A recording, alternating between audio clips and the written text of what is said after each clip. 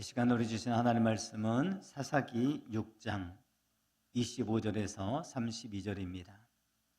그날 밤에 여호와께서 기드온에게 이르시되 네 아버지에게 있는 수소 곧 7년 된 둘째 수소를 끌어오고 네 아버지에게 있는 바알의 제단을 헐며 그 곁에 아세라 상을 찍고 또 이 산성 꼭대기에 네 하나님 여호와를 위하여 규례대로 한 제단을 쌓고 그 둘째 수소를 잡아 내가 찍은 아세라 나무로 번제를 드릴지니라 하시니라. 이에 기드온이 종 10사람을 데리고 여호와께서 그에게 말씀하신 대로 행하되 그의 아버지의 가문과 그 성읍 사람들을 두려워하므로 이 일을 감히 낮에 행하지 못하고 밤에 행하니라. 그 성읍 사람들이 아침에 일찍이 일어나 본즉 바알의 제단이 파괴되었으며 그 곁에 아세라가 찍혔고 새로 쌓은 제단 위에 그 둘째 수소를 드렸는지라. 서로 물어 이르되 이것이 누구의 소행인가 하고 그들이 캐어 물은 후에 이르되 요아스의 아들 기드온이 이를 행하였도다 하고 성읍 사람들이 요아스에게 이르되 내 아들을 끌어내라. 그는 당연히 죽을지니 이는 바알의 제단을 파괴하고 그 곁에 아세라를 찍었음이니라 하니 요아스가 자기를 둘러선 모든 자에게 이르되 너희가 바알을 위하여 다투느냐? 너희가 바알을 구원하겠느냐? 그를 위하여 다투는 자는 아침까지 죽임을 당하리라. 바알이 과연 신일진대에 그의 제단을 파괴하였은즉 그가 자신을 위해 다툴 것이니라 하니라. 그날에 기드온을 여룻바알이라 불렀으니 이는 그가 바알의 제단을 파괴하였으므로 바알이 그와 더불어 다툴 것이라 함이었더라. 아멘. 지난번에도 한번 말씀드렸는데 정말 대형교회를 목회하시고 목사님들 많은 성도님부터 인정받았던 한 목사님이 교회를 다니시면서 말씀을 전하면서 딱 두 가지를 발견했다고 하더라고요. 부흥하는 교회, 성령이 충만한 교회, 그 특징은 바로 첫 번째가 바로 찬양이 살아있다는 거예요. 자, 우리 한마음교회는 찬양이 살아있는 줄 믿습니다. 이런 찬양 어디서 우리가 함께 찬양할 수 있겠습니까? 더욱더 우리 찬양 안에 살아 역사하는 은혜가 있기 바랍니다. 두 번째는 상호 간에 칭찬이 많다는 거예요. 목사와 성도 간에, 성도와 성도 간에 정말 만나는 많은 사람마다 서로 칭찬한다는 겁니다. 자, 우리 한번 칭찬해 주실까요? 화장 잘 먹었네요. 그 말이 뭐예요? 예쁩니다. 그러죠. 예쁩니다. 머리빨 섰습니다. 머리 너무나 잘 됐습니다. 그런 것 같아요. 사소한 것에도 칭찬하고 사소한 것을 축복하면 아마 그런 모습들이 더 아름다운 모습으로 계속해서 지어져 가게 될 줄 믿습니다. 자, 반면에 건강하지 못하고 성령이 역사하지 않는 그 교회는 그 반대로 첫 번째 뭘까요? 찬양이 립싱크를 하대. 립싱크. 누군가는 크게 하겠지. 나는 립싱크. 그 다음에 두 번째는 서로 간의 원망과 불평, 칭찬과 격려가 있는데, 자, 오늘 식사 주는 대로 잘 먹었습니까? 우리 지난주에 그런 얘기 있더라고요. 죄송한 얘기입니다. 지난주 밥이 좀 질었죠. 그랬더니 어떤 분이 집사님 분명히 반찬 투정하지 마시고 주는 대로 먹으라겠죠? 했더니 그 집사님 말 목사님이 반찬에 대한 이야기했지 밥에 대한 얘기는 안 했다. 자, 그럼에도 불구하고 그날 목사님이 주는 대로 먹자 이 안 했으면 큰일 날 뻔했다 하시더라고요. 자, 그럼에도 불구하고 그런 날도 있겠죠. 맛있게 되는 날도 있고 조금 설고 조금 지른 경우도 있고 여러 가지 일들이 있을 겁니다. 자, 오늘 말씀을 좀 들어가면서요, 창립 37주년을 맞는 우리 한마음교회는 서로가 칭찬하는 교회가 됐으면 좋겠습니다. 찬양이 살아 역사하는 교회가 됐으면 좋겠습니다. 밥을 주더라도 주는 대로 잘 먹는 교회가 되기 바랍니다. 자, 그러면서 모든 것에 저절로가 아니라 바로 원인과 결과가 있다라고 지난번에 말씀드렸죠. 인과관계. 바로 무엇인가를 심으면 거두게 된다. 내가 좋은 걸 심으면 좋은 거 거두고 좋지 않은 거 심으면 좋지 않은 것을 거두게 된다는 거죠. 자, 인과관계의 법칙은 바로 성경이 제시하는 중요한 법칙 중에 한 가지입니다. 내게 일어나는 대부분의 결과들은 전부는 아니지만 거의 대부분이 내가 지금까지 심어온 것을 거두고 있다는 사실이에요. 그런 맥락에서 사사기 6장 7절 8절 보면요, 이런 예를 한번 우리가 볼 수가 있는 것 같아요. 이스라엘 자손이 미디안으로 말미암아 여호와께 부르짖었으므로 미디안은 나라가 지금 이스라엘을 쳐들어와서 온갖 것들을 다 빼앗아가고 약탈해가고 있는 실정 아닙니까? 그때 하나님 앞에 부르짖을 때 하나님께서는 한 선지자를 보내셨다라고 이야기합니다. 여기서 인간관계 원인은요, 여호와께 부르짖으니까 선지자를 보내시는 것. 우리가 기도하면 하나님은 응답하시는 것. 이거 바로 인과관계의 한 법칙이라는 거죠. 자, 근데 문제는 하나님께서 이스라엘 백성의 부르짖음을 들으시고 그들을 구원할 인도자를 보내주셨는데 그들을 해방시켜줄 어떤 군대나 어떤 장수를 보내주신 것이 아니라 한 무명의 선지자를 보내준 거예요. 자, 그리고 나서 뭐라고 말하냐면 너희들이 먼저 내면을 좀 살펴봤으면 좋겠다. 자, 오늘 말씀은요, 쉽게 이야기하면 이겁니다. 하나님의 우선순위가 과연 먼저 어디에 있느냐? 먼저 자신들의 내면의 죄악을 점검하고 돌아보게 한 과정을 마치신 후에야 그리고 나서 미디안의 군대를 물리쳐 주시는 놀라운 일들을 행하시더라는 거죠. 여기서 하나님의 우선순위, 바로 25절에 26절 그대로 나와 있는데요.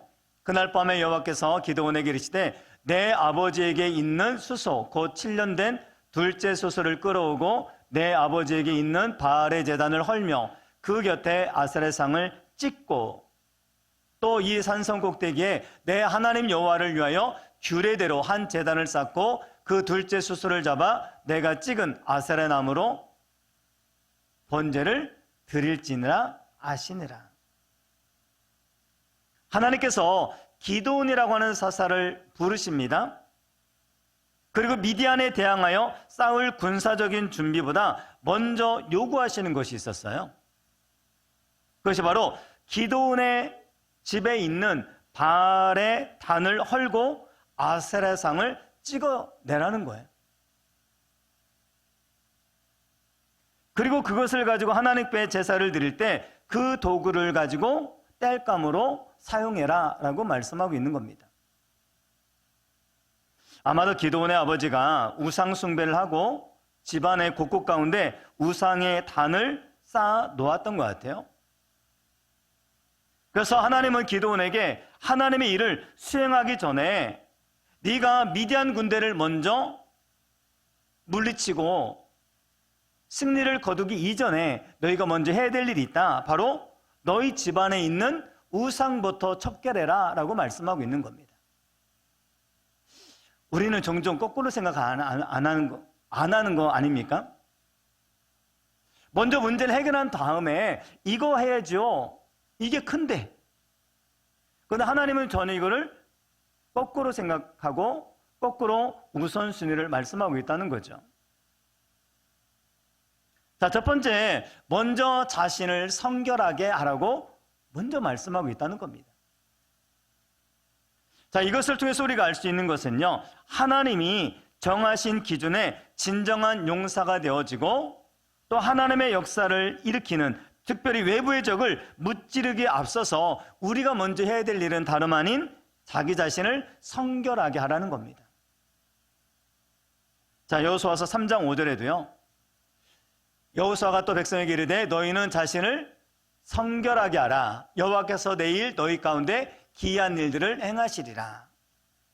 여기요, 백성들이 행해야 될 일과 하나님이 행하신 일들이 지금 나뉘어져 있습니다. 기이한 일들을 보기 위해서 백성들은 뭐 해야 돼요?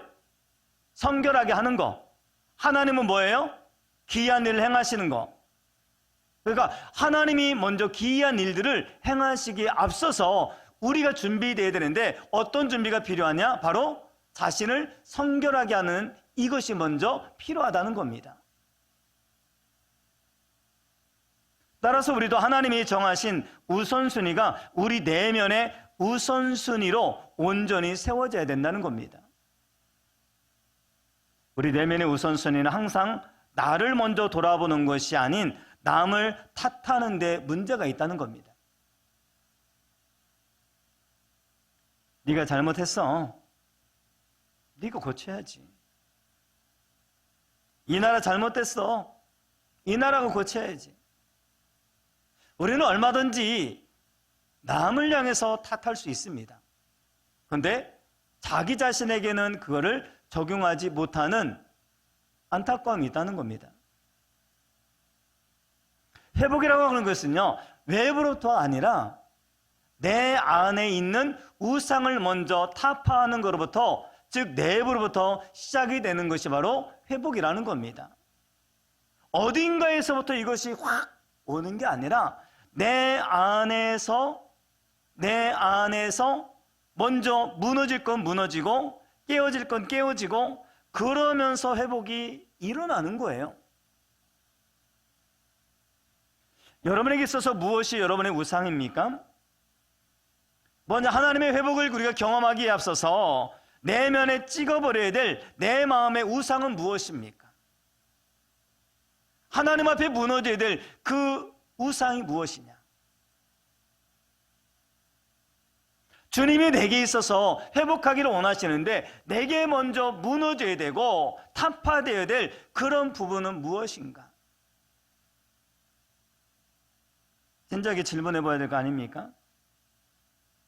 자, 우리가 우상하면은 꼭 만들어 놓고 하는 거를 생각하는데, 하나님보다 더 의지하는 그 무엇, 하나님보다 더 영향을 받는 그 무엇, 그것이 바로 타파되어야 될 바로 우리의 우상이라는 겁니다.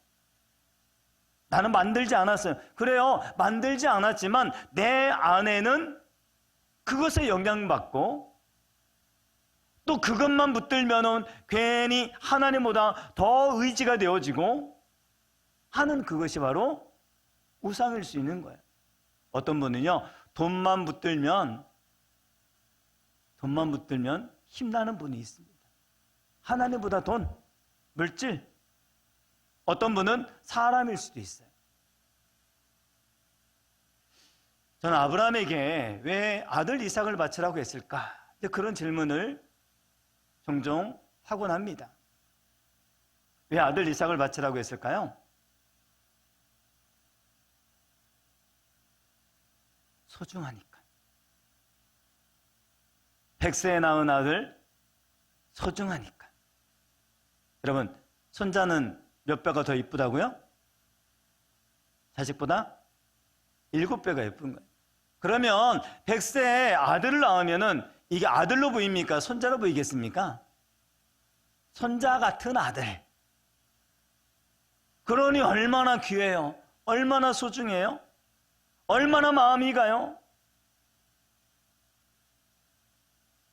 나중에 그런 말씀을 드릴지 모르겠지만, 아브라함이요, 그 마음이 이 아들 이삭에게 갔다 보니까 무려 13년 동안 하나님과의 관계가 끊어집니다. 하나님의 음성이 들려지지 않아요. 마음이 어디 있는 거예요? 아들에게 있는 거예요. 그게 가능하다고요? 질문할지 모르겠지만 그게 충분히 가능합니다. 제가 할머니 할아버지를 보니까 충분히 이해가 돼요. 아이, 눈에서 막 바짝바짝바짝.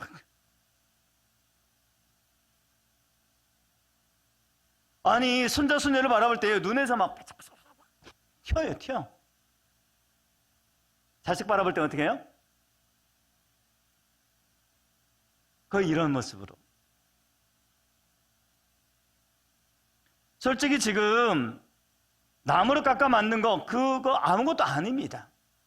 나무에다가 알록달록 색을 입혀놓은 거 그게 뭐 그렇게 중요합니까? 아무것도 아니에요. 우상에 절하는 거, 제사 지내는 거, 그 위에 차려진 제사상에 뭐 능력 있는 거 아니에요. 저는 어린 시절 교회학교 다닐 때 저의 일생일 때 가장 큰 일이 뭐였냐면 제삿날이 오는 거였어요. 자, 왜 그러냐? 제사를 드리면 절을 하면 안 된다라고 저는 배운 거예요. 그래서 그 어린 나이에도 모든 가족들이 제사를 드리며 절을 할 때 저 혼자 꿋꿋하게 서서 있곤 했습니다. 저는 교회에서 그렇게 배웠기 때문에 의심을 품지 않고 당연히 그렇게 해야 되는 것이 옳다고 생각했습니다. 자, 그러면서도 다른 사람들이 보면 어쩌지? 다른 형들이 나한테 뭐라고 하면 어쩌지? 하는 걱정으로 늘 제사가 있으면 고통스러웠어요. 그래도 그것이 저의 신앙을 지키는 작은 행위였고 몸부림이었던 겁니다. 그래서 제사 때면요 이상하게 아파요. 꾀병이죠. 그리고 일찌감치 잠을 자요. 그 당시에는 제사를 몇 시에 드렸죠? 12시에. 그러니까 미리 자는 거예요. 그래서 깨워도 못 들은 척. 이유는 뭡니까? 그 제사, 절, 이 관계가 너무 싫은 거예요. 어린 시절에 배웠던 그러한 것들이 있다 보니까 묻지도 따지지도 않고 그렇게 하는 것이 옳은 줄 알았습니다. 자, 그러면서 한편으로 드는 생각은요, 삶 속에서 지켜야 하는 신앙의 규율보다 더 중요한 것이 마음의 우상이라는 사실입니다. 내가 지금 무엇인가의 제사상에 절하고 안 하고 이걸 떠나서 내 마음의 우상이 먼저 무너져야 되는 것이 우선순위라는 거죠. 겉으로 드러나는 종교적인 행위, 즉 제사상 앞에서 절하는 것이나 그 규율을 지키는 것보다 더 중요한 것은 하나님보다 더 의지하고 있는 그 무엇을 의지하지 않는 마음의 태도. 내 마음과 내 생각을 빼앗아가고 하나님 앞에 집중하지 못하도록 방해하는 그것 자체가 뭐냐? 우상이라는 거예요. 우리는 뭔가를 절하고 뭔가를 만들고 섬겨야만 우상이라고 생각하지만 여러분들의 마음이 하나님 앞에서 온전함으로 세워져야 되는데 여러분의 마음을 나누게 하는 것, 그것 자체도 우상이에요. 저에게 제사 때 절하지 않는 것이 저에게 신앙 행위를 지키는 최선의 것이었다고 한다면 주님께서 우리에게 원하시고 기대하시는 것은 즉 그보다 더 중요한 것이 우리 마음의 우상을 먼저 찍어버리라는 겁니다. 자, 그래서 기드온에게 자, 너희 집안에 있는 우상을 먼저 타파해라. 하나님보다 더 의지하는 것들이 있다면 그것을 다 타파해라. 그래서 제가 거룩이라는 단어를 컷이라고 하는 말로 표현했잖아요. 우상 어떻게 해요? 컷. 내 마음을 틈타는 거 어떻게 해요? 컷. 내 마음을 자꾸 빼앗아가는 거 어떻게 해요? 컷 하라는 거죠. 다른 것보다 먼저 하나님이 우선이고 하나님을 의지하도록 내 안에 우선순위가 먼저 회복되어야 하는 겁니다. 그래서 먼저 너의 안에 있는 우상을 무너뜨려라. 너희는 거룩하게 회복되라 라고 말씀하고 있는 거죠. 그런가 하면 오늘 말씀에서 우리가 중요하게 살펴봐야 될 것이 또 하나가 있습니다. 내면의 상처와 아픔과 울분이 있다면 그것은 하나님께 드려져야 한다는 겁니다. 우리가 지난주에 살펴봤던 것처럼 기드온에게는요 상처와 울분이 있었어요. 두 가지였죠. 첫 번째는 절망감. 아니 어떻게 선택받은 이스라엘 백성들이 이토록 미디안 사람들에게 치욕과 수치를 당하는가?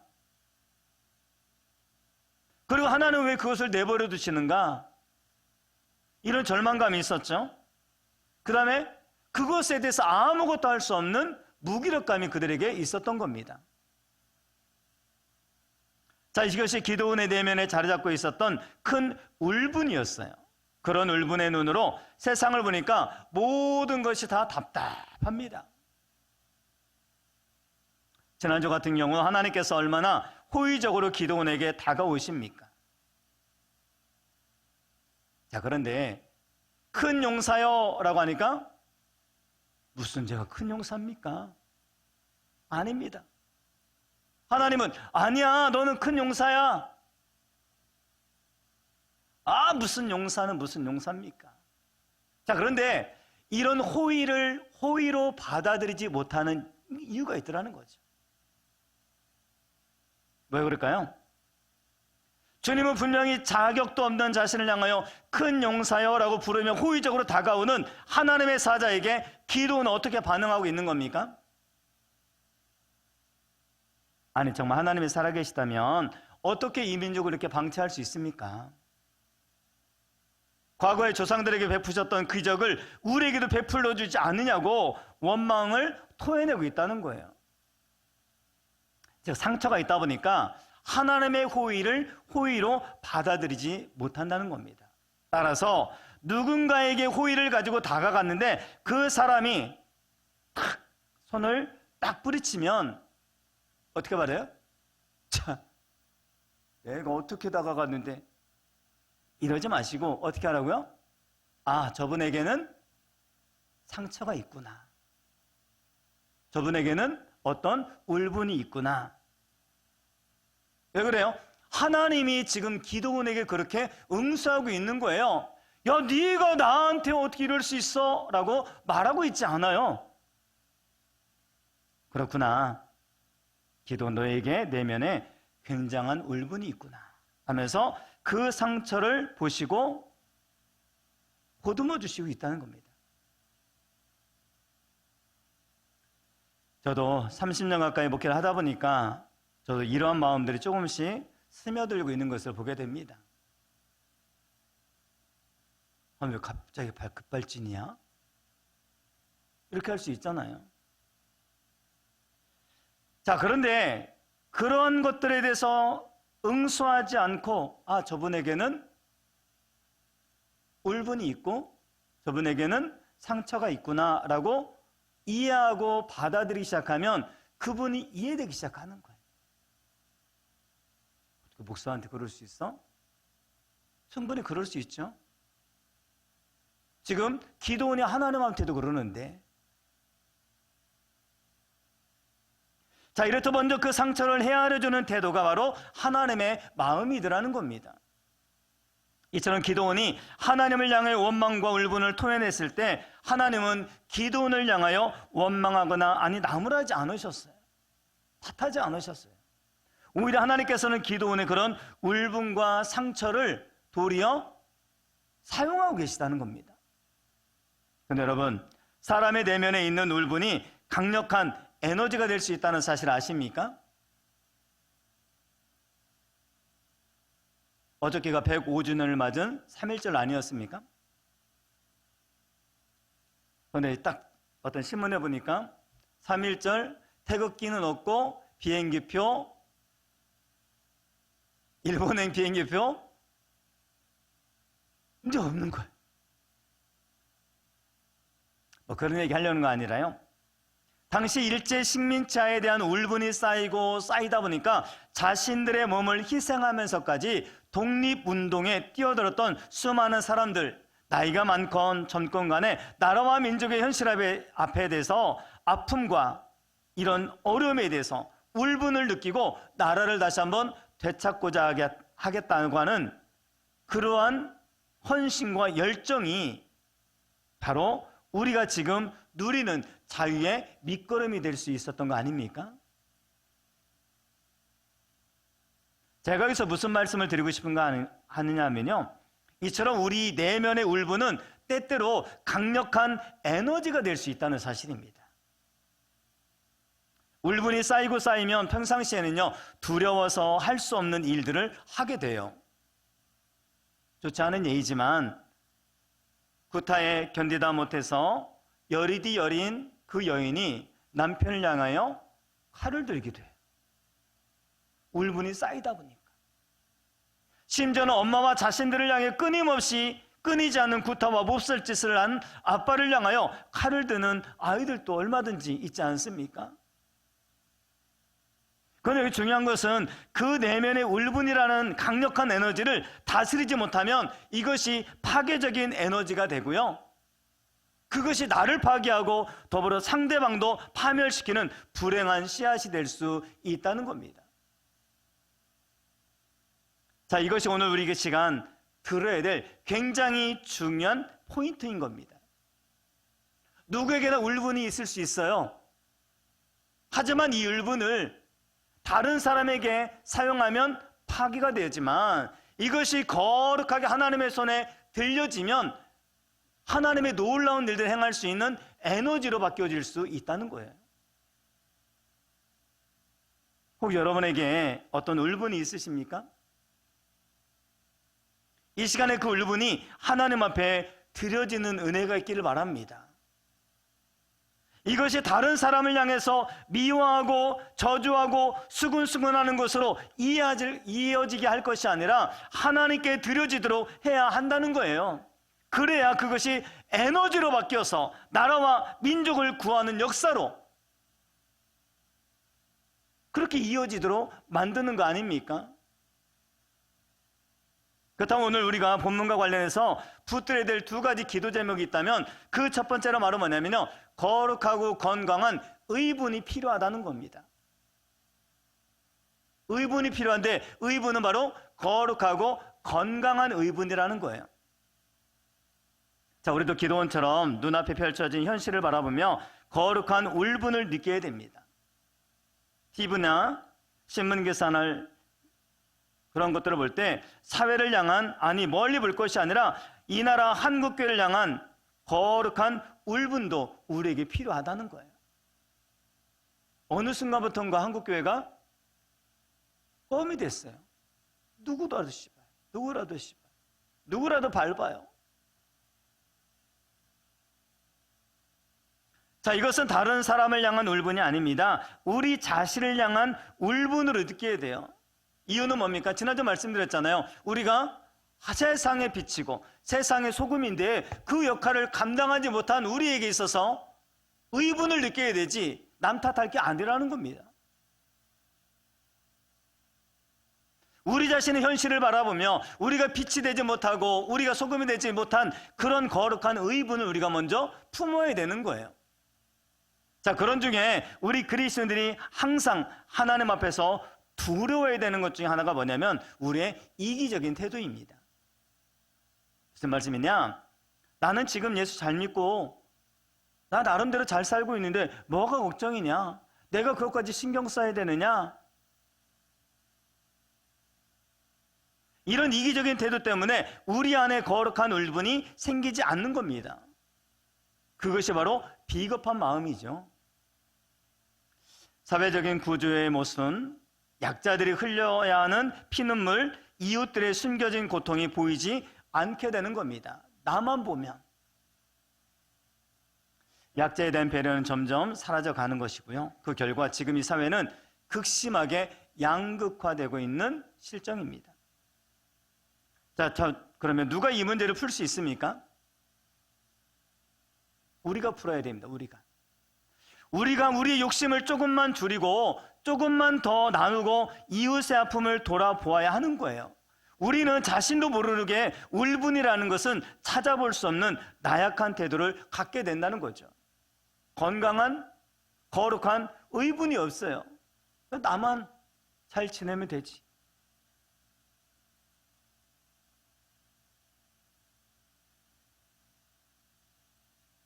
우리가 잘 아는 것처럼 다윗이 거인 골리앗을 향해서 달려듭니다.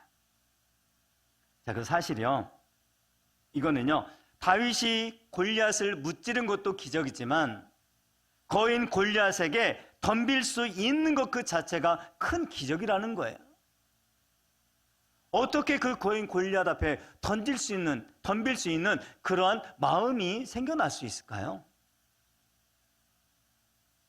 다윗이 거인 골리앗을 향하여 그렇게 덤빌 수 있었던 것은 다윗 안에 건강한 울분이 있었던 겁니다. 왜 그래요? 만군의 여호와 이름을요 모욕하잖아요. 그 하나님이 너희들 도와줄 것 같냐? 그 하나님을 땅에 내려놓고 착착 밟잖아요. 그것을 참지 못한 다윗이 만군의 여호와 이름을 욕해 참을 수 없어 내 안에 있는 울분이 올라온 겁니다.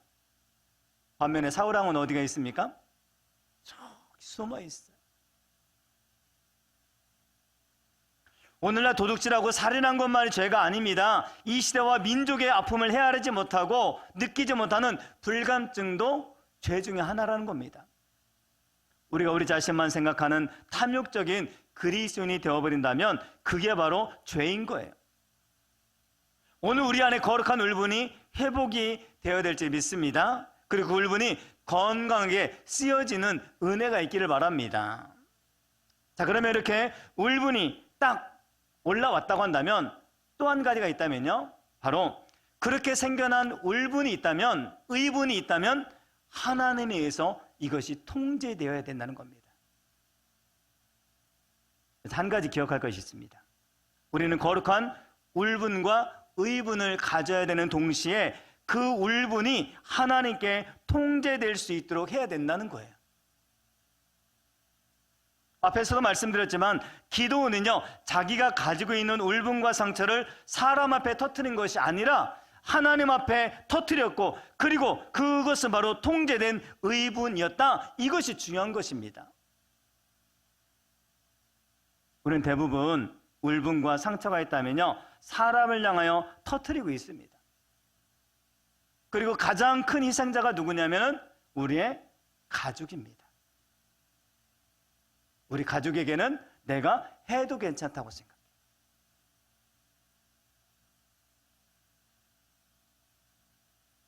그러면 덧붙입니다. 나는 뒤끝 없어. 나는 대포를 쏘고 나서 그 대포를 맞은 사람이 어떻게 됐든 상관이 없이 나는 뒤끝 없어. 물론 본인은 뒤끝 없어서 그 사람이 피 흘리던 뭐 죽어가던 상관이 없을지 모르겠지만 그 대포를 맞은 사람은 어떻게 해요? 처참해지는 거예요. 처참해지는 거예요.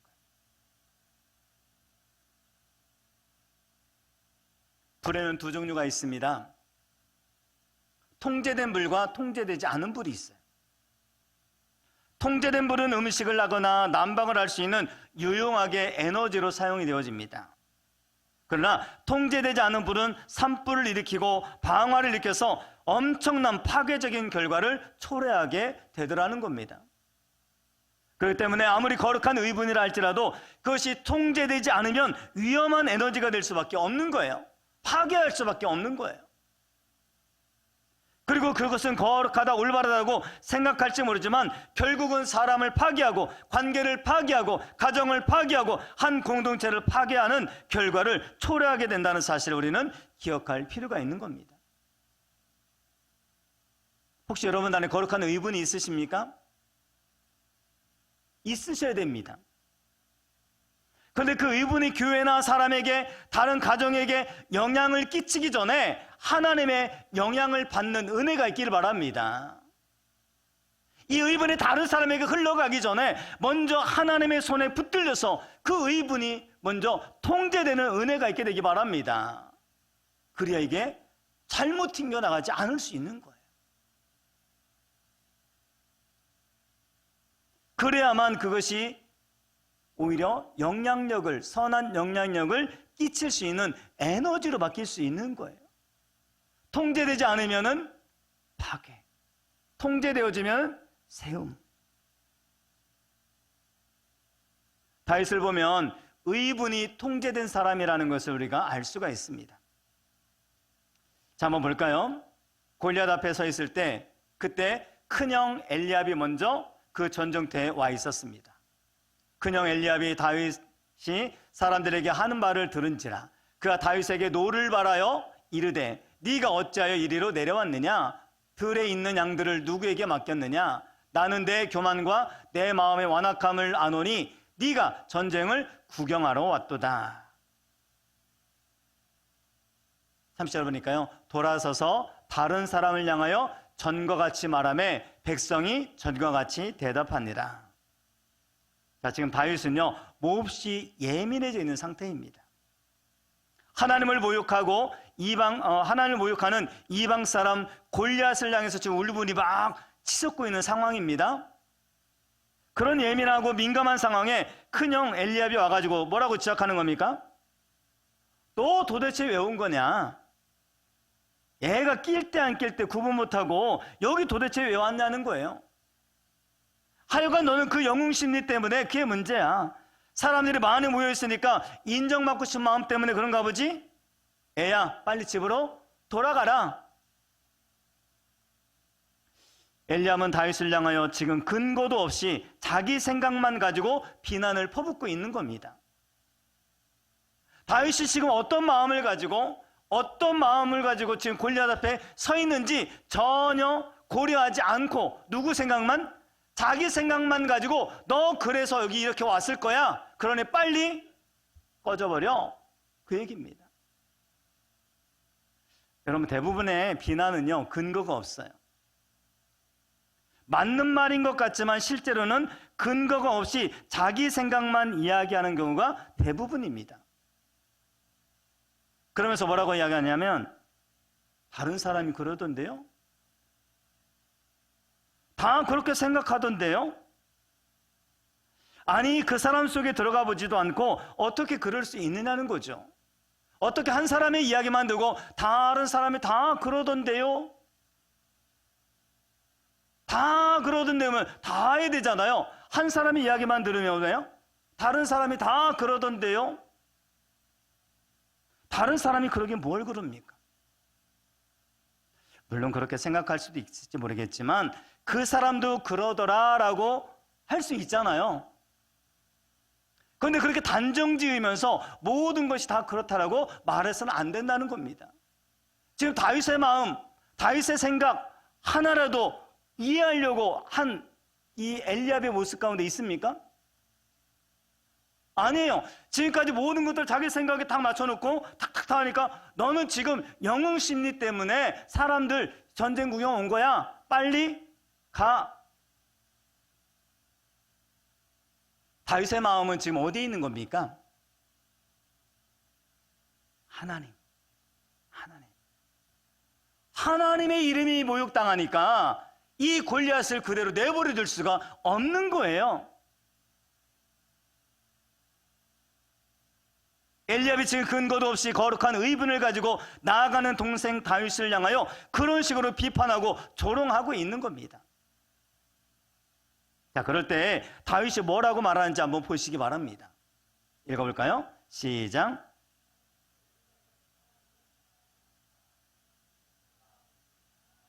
아니 형, 내가 무엇을 잘못했습니까? 왜 이유도 없이 비판합니까? 내가 이렇게 할 때는 하나님한테 받은 어떤 이유가 있는 것이에요 라고 말하고 있는 겁니다. 자, 그리고 이어지는 다윗의 행동을 보시기 바랍니다. 한번 읽어볼까요? 시작.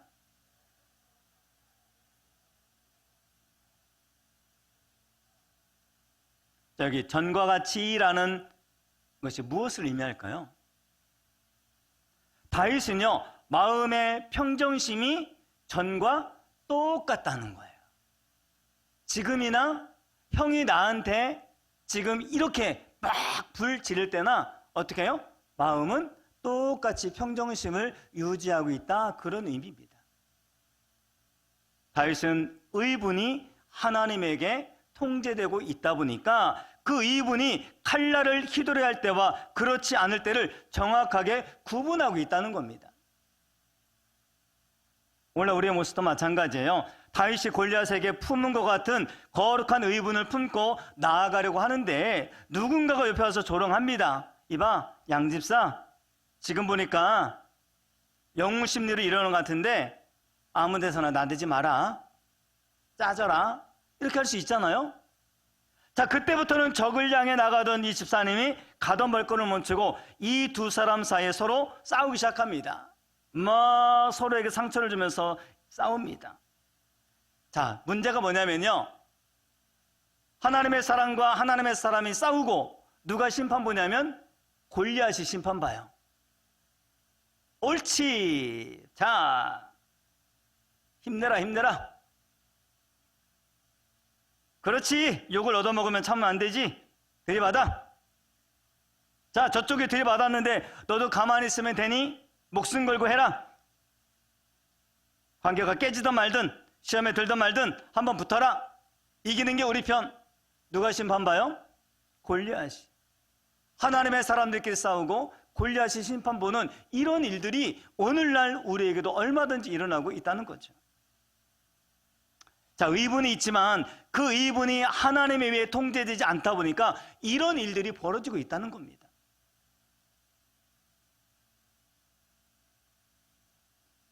여러분, 명분 없이 싸우는 경우 한 번도 본 적이 없습니다. 전부 다 교회를 위하고, 전부 다 하나님을 위한 것이고, 전부 다 공동체를 위한 것이고, 다 그런 명분들을 다 가지고 있어요. 그런데 문제는 자신들이 그렇게 확신하는 그 의분이 하나님에 의해서 통제되지 않는 의분이라면 그것이 더더욱 문제라는 겁니다. 부탁드립니다. 이것만큼은 막아야 됩니다. 골리앗 앞에 형 엘리야바하고 동생 다윗이 싸움하는 것, 이것만은 막혀야 돼. 막아야 돼. 지금 우리 안에 거룩한 의분이 있습니까? 있다면 그 의분이 하나님께 통제되고 있는가? 아유, 저 사람이 깐족거리는 그 말이, 엘리압이 하는 그 깐족거리는 그 말이 내가 분통을 터뜨리고 상대방을 향하여 뺨을 때려도 하나도 내 잘못한 것이 아니지만 다윗처럼 말한 것처럼 돌아섬에 전과 같이 똑같이 통제되는 그런 의분이냐라는 거죠. 그 때문에 우리가 필요한 것은 성령 충만입니다. 성령에 붙들려서 내 생각이 통제되어지고, 일어난 거룩한 의분이 통제되어지고, 대부분의 싸움은요, 명분 싸움이 아니라 감정 싸움입니다. 이 시간에 다윗이 감정이 상했을까요? 안 상했을까요? 형인데 그래도 상하죠. 형이 아니라 엄마가 그러고 아빠가 그래도 마음 감정 상할 수 있습니다. 그런데 그 상한 감정을 어떻게 해요? 터뜨리지 않더라는 거죠. 왜 그래요? 이 감정이 하나님에 의해, 성령에 의해 통제되다 보니까 이것이 다른 에너지로 바뀌어져서 이 에너지가 어디로 분출됩니까? 거의 골리앗을 향하여 에너지로 발산이 되니까 골리앗을 한 방에 무너뜨리는 역사가 나타나잖아요.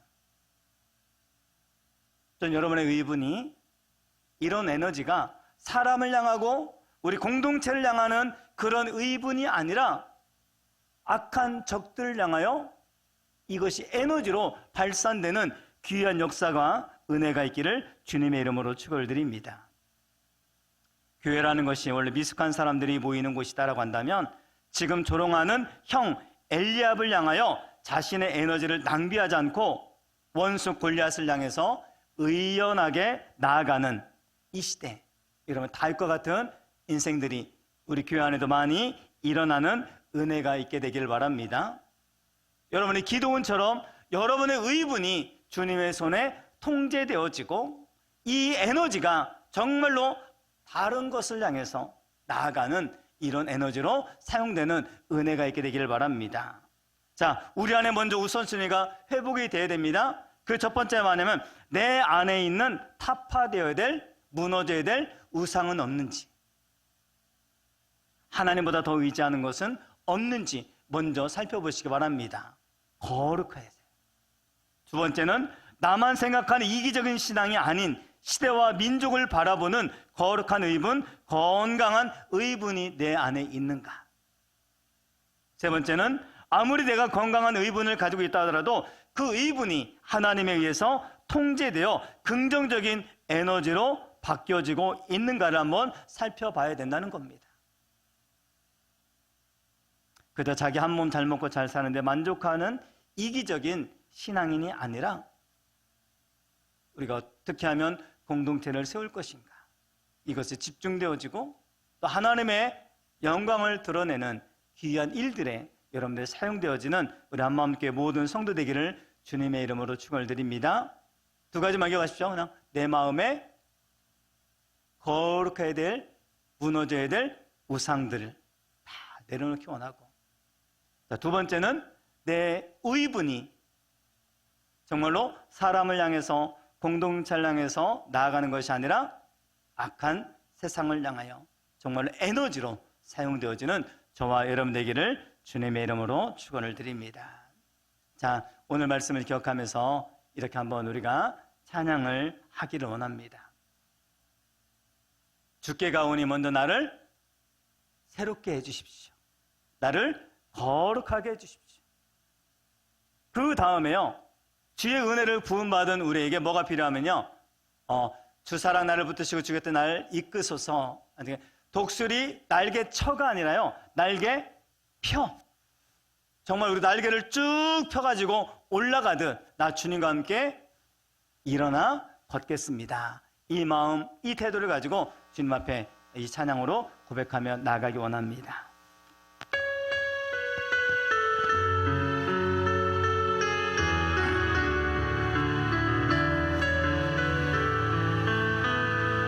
주께 가오니 날 새롭게